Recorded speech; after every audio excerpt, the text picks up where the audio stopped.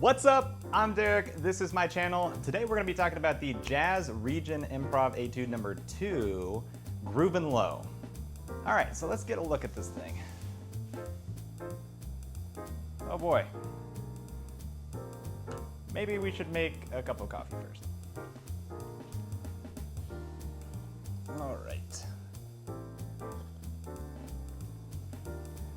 So first things first, look at your context clues. On the top of the page, top left, we've got 186 BPM, so we know that this solo is gonna be burning. Second thing, it says bebop, and that leads me to the question, what is bebop? Bebop music was born in New York City in the 1940s, emerging from the Harlem borough of the city. This genre is highlighted by giving us some of the greatest solo musicians that we know, two of which being Charlie Bird Parker and Dizzy Gillespie.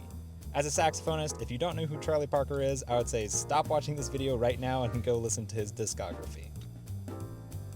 Bebop music emerged from the swing era of music, where larger orchestras would play music that was more lyrical that was meant to be danced to.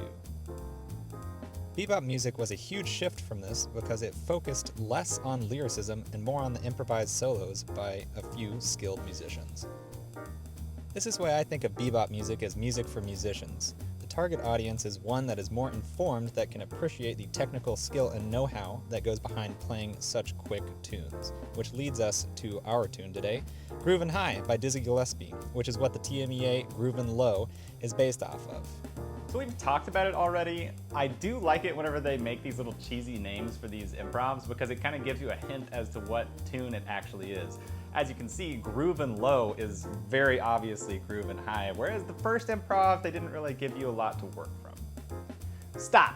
Before you do anything, you should go learn the melody to Groovin High by Dizzy Gillespie. That is my first rule of learning any sort of a jazz standard. So you need to go learn that, ideally by ear, and if you can't learn it by ear, try to memorize it off of some sheet music and be able to play it without looking at it.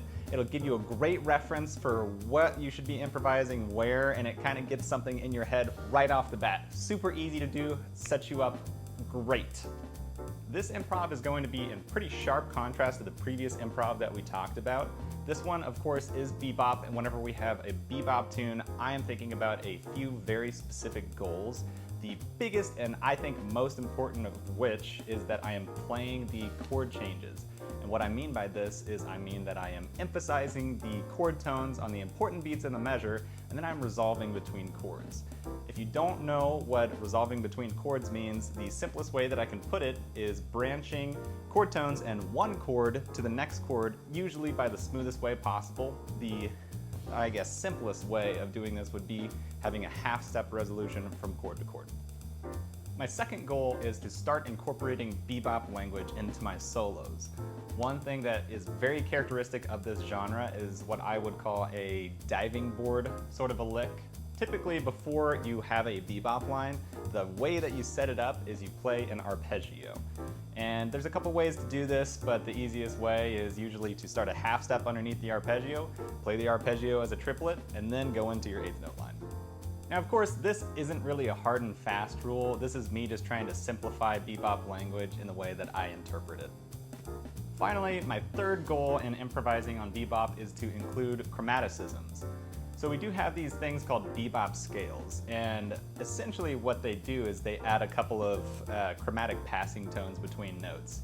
I don't really focus on this as much, but I think what you should focus on whenever you're improvising your solo is adding chromaticisms between notes, either passing tones or via encircling, so that then you land on these solid beats playing the chord tones. That is the name of the game. Just a side note, I did include these as my goal 1, 2, 3, but I would almost say that they're of equal importance, really. If you are missing one of these, it's not really a characteristically bebop solo.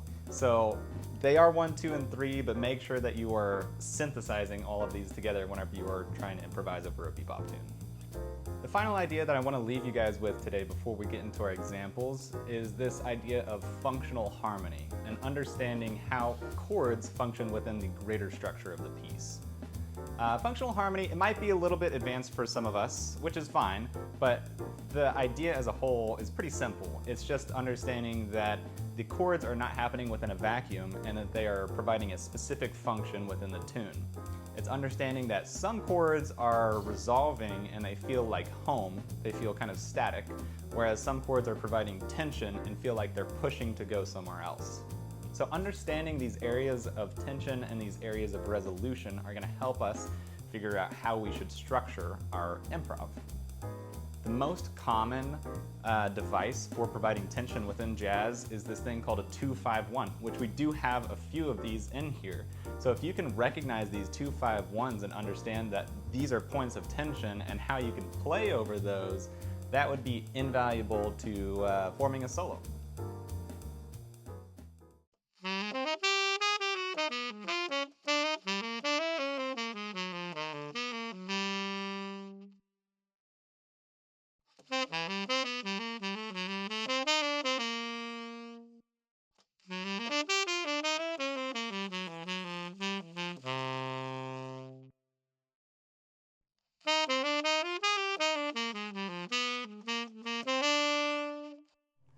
So to summarize what I've said to you today and give you some good ideas for how to practice this, the first thing is I would make sure that you are practicing slowly at first. You're not taking it that 186. I know they did provide that backing track for you, but since we do know what tune it is, Groovin High by Dizzy Gillespie, we can go ahead and put that into iReel and slow that baby down, way down. Make it so slow that you can't mess up and that you start to build those good habits and speed it up over time to where maybe you can play with that backing track that they did provide. The second thing is I would make sure that I'm able to arpeggiate every single chord that they have written here. And that also goes with knowing what all these extensions mean. So you gotta make sure that you know your chord extensions. I would make sure I know my chord scale theory on that. What are the associated scales that I can play with these chords? I would make sure that I could recognize where that chord scale overlap is. For instance, in a 2-5-1, even though you have 3 chords, you could essentially play one scale over all 3 of those chords while emphasizing different chord tones throughout that. I would also really start to build up my bebop language. You can do this by a couple ways. Essentially, you can go into Google and just be like, bebop 2-5-1 licks, and you could start to steal ideas from other people that are, again, kind of out there in the vacuum. Or, as a saxophonist, you probably have like a Charlie Parker Omnibook. Charlie Parker Omnibooks, it's all bebop language. And again, he was one of the best to ever do it, right? So you might as well mimic the greats. Finally, I just want to always encourage you as an improviser, knowing how many bars you have to solo and how you can pace yourself over the allotted amount of time. I want to say that we have more time to solo over this one, structure-wise, than we did the previous one. Maybe the other one was slower, but this one we have a lot more room to play with. So make sure that you're pacing your solo so you don't play all of your ideas up front, you know? Again, find out how to explore within the scales, make sure you're playing intelligent lines that are resolving, and then build it up into something more dramatic down the road.